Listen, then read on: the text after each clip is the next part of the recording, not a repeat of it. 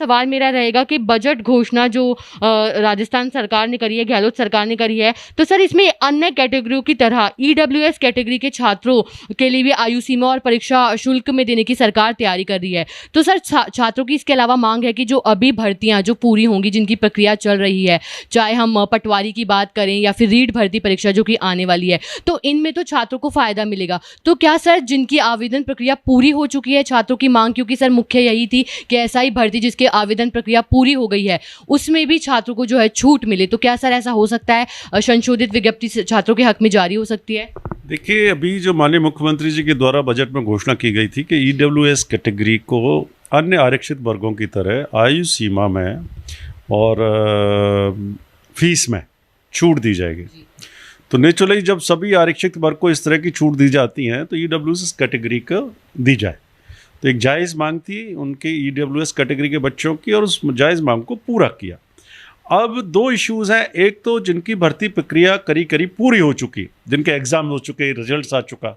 दूसरा इशू है कि जिनकी अभी आवेदन प्रक्रिया लंबित है, आवेदन भरे गए हैं लेकिन एग्ज़ाम्स नहीं हुए अभी हैं।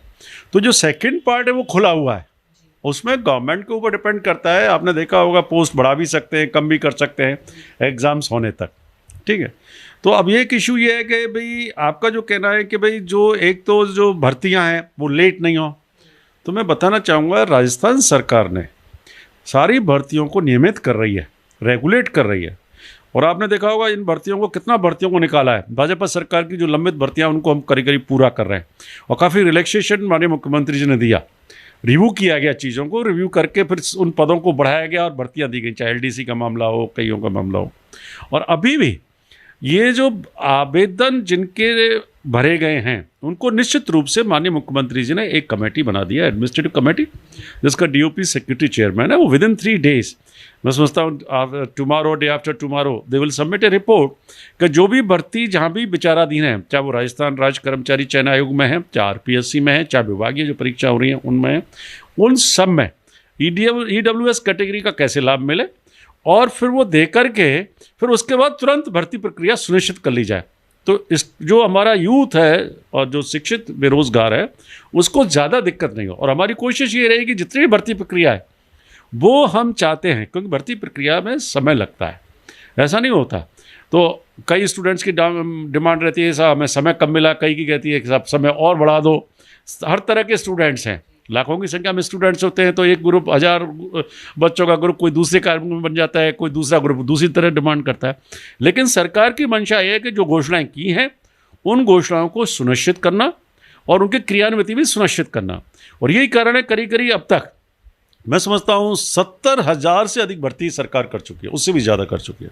और अभी भी जो घोषणाएं की हैं, हमारा कैलेंडर बन रहा है, सभी को बाकायदा मॉनिटरिंग हो रही है, सभी विभागों की हर महीने सेक्रेटरी स्तर पर रिव्यू हो रहा है। हम खुद रिव्यू करते हैं कि भाई कहीं कोई दिक्कत है।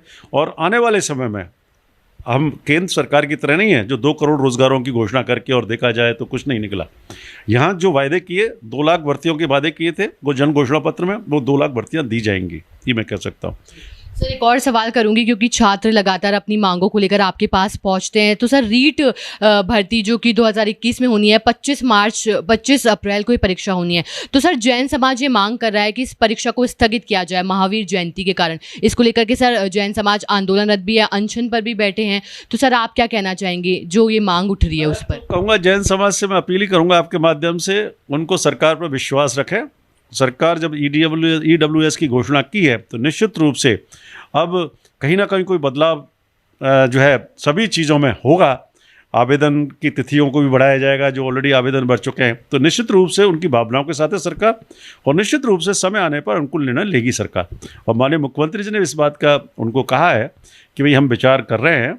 निश्चित रूप से आने वाले समय में ईडब्ल्यूएस का एक प्रमुख मुद्दा है, और ये प्रमुख मुद्दा होने की वजह से इस क्रम में सभी हमारी भर्तियां थोड़ी थोड़ी प्रभावित होंगी, जिसकी वजह से इनको समय दिया जाएगा नए फॉर्म भरने के लिए, और उसके हिसाब से पूरा शेड्यूल एग्जामिनेशन का तय किया जाएगा, जिससे कि समय पर भर्तियां सुनिश्चित की जा सकें। सर एक और सवाल करूंगी, जो राजस्थान कर्मचारी चयन बोर्ड द्वारा आयोजित की जाती है जेई डिप्लोमा की परीक्षा, तो सर जेई डिग्री की परीक्षा में धांधलेबाजी की खबर आई थी 6 दिसंबर 2020 को जो आयोजित हुई थी। इसके बाद ये पेपर भी रद्द हुआ था। तो उसी वक्त जेई डिग्री के जो छात्र, डिप्लोमा के छात्र, उन्होंने भी मांग करी थी कि हमारे पेपर में भी धांधलेबाजी हुई, जिसके बाद ये मामला सर एसओजी जांच तक भी पहुंचा। लेकिन सर 6 दिसंबर को ये पेपर हुआ था और आज सर जो मार्च चल रहा है, तो अभी तक एसओजी जांच भी नहीं आई है। एसओजी में भी हाँ, हमारा चैनल कई बार बात कर चुका है, एसओजी जांच में भी समय लग रहा है। तो सर आप ऐसे छात्रों को क्या कहना चाहेंगे जो हताश निराश हो गए, क्योंकि उनको कुछ भी अंदाजा नहीं है कि आखिरकार इस भर्ती में क्या होना है। तो सर वो एक थोड़े से कंफ्यूज है कि इसकी तैयारी अब आगे करें, क्या होगा। तो सर आप क्या कहना चाहेंगे छात्रों को? इस मामले में बस कोई ज़्यादा कमेंट नहीं कर सकता। राजस्थान राज्य कर्मचारी चयन आयोग है, वो स्वतंत्र एजेंसी है, वो काम करा रही है। लेकिन मैं ये ज़रूर कहना चाहूँगा जो अभ्यर्थी हैं कि सरकार की मंशा और आयोग की मंशा, कोई भर्ती एजेंसी है वो निष्पक्षता के साथ काम करना होता है, और उस रूप में वो निष्पक्षता के साथ काम कर रही है। जस्टिस किया जाएगा, किसी को भी इस बात की वो नहीं की जाए, शिकायत मिलेगी कि भाई हमारे साथ नाइंसाफ़ी गई है। सरकार संवेदनशील है, संवेदनशीलता के साथ काम कर रही है। बाकी इस तरह के आते हैं पेपर, कई बार दिक्कत होती है, कई इस तरह की शिकायतें आती हैं, लेकिन मैं समझता हूँ राज्य कर्मचारी चयन आयोग उचित निर्णय लेगा, न्यायोचित निर्णय लेगा। अभ्यर्थियों को कहीं भी उनके साथ अन्याय नहीं होगा, ये मैं कह सकता हूं। सर एक और सवाल करना चाहूँगी, धांधलेबाजी की खबर भी इन दिनों काफ़ी आ रही है भर्ती परीक्षाओं में। सर अभी अगर हम हमारे चैनल की बात करें तो सर जेई डिग्री जो परीक्षा तो रद्द हो चुकी, क्योंकि सर एसओजी जांच में स्पष्ट हुआ कि इसमें धांधलेबाजी हुई थी। जेई डिप्लोमा का मामला भी चल रहा है। तो सर इसके अलावा हमारे चैनल ने भी एक स्टिंग करा था, और जिसके माध्यम से ऐसे लोगों को पकड़ा गया है। 2 ऐसे लोग हैं जो कि भर्तियों में धांधलेबाजी करवाते हैं। तो सर आप इस पर क्या कहना चाहेंगे, जो इन दिनों काफ़ी धांधलेबाजी की खबरें राजस्थान सरकार के कार्यकाल में सामने आ रही हैं? नहीं, राजस्थान सरकार के कार्यकाल में नहीं आ रही सामने। ये समाज है, सब तरह के लोग होते हैं, लेकिन एजेंसीज है, हमारी स्वतंत्र एजेंसी, वो अपना काम कर रही है। कोई व्यक्ति गलत काम करता है, उसकी एक न्यायिक प्रक्रिया होती है, उसके तहत उसको सज़ा का प्रावधान भी है। जब इस तरह के मामले आते हैं सामने, सरकार उसी के अनुसार निर्णय लेती है, और जहां इनकी एजेंसीज को सौंपी गई जांच विचाराधीन है।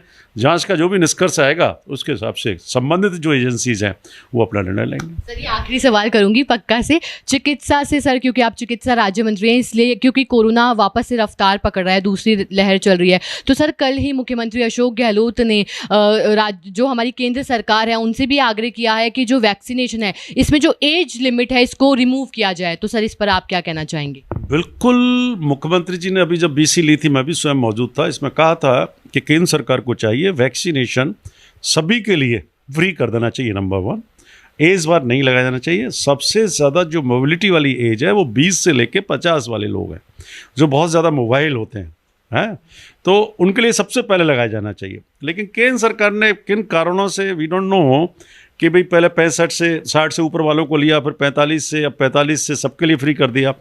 तो ये जो बार बार ये चेंज करते हैं ना, आपने एक बार तो कहा 45 से 60 वाले वही करेंगे जिनको कोई गंभीर बीमारी है।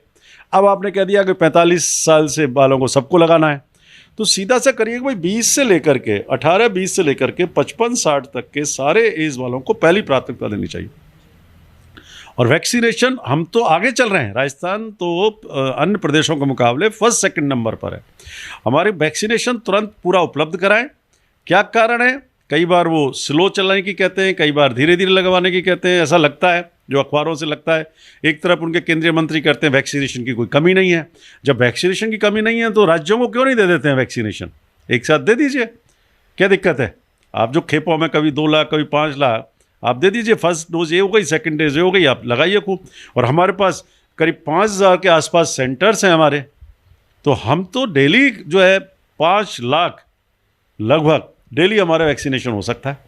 तो केंद्र सरकार को इसमें चाहिए कि और वैक्सीनेशन और ये जो प्रोटोकॉल है इसी का ये उपाय है कोरोना से बचने का। और केंद्र सरकार को आगे बढ़ करके कि राज्य उसकी पहली प्राथमिकता है, देश पहली प्राथमिकता है, बजाय अन्य देशों को जब हम फ्री दे रहे हैं। नो डाउट मानवीय आधार पर अन्य देशों की भी हेल्प करनी चाहिए जो हमारे पास है। जब भी कोई महामारी होती है या इस तरह की वैश्विक आपदा आती है, प्राकृतिक आपदा आती है, तो एक देश दूसरे देश की मदद करता है, ये कोई बात नहीं। लेकिन साथ साथ ये भी करना चाहिए कि भाई कंट्री में भी उसकी सप्लाई बढ़ाई जानी चाहिए, जिससे कि सब लोगों को वैक्सीनेशन का काम पूरा किया जा सके। Thank you so much sir for talking to us. अभी हमारे साथ मौजूद थे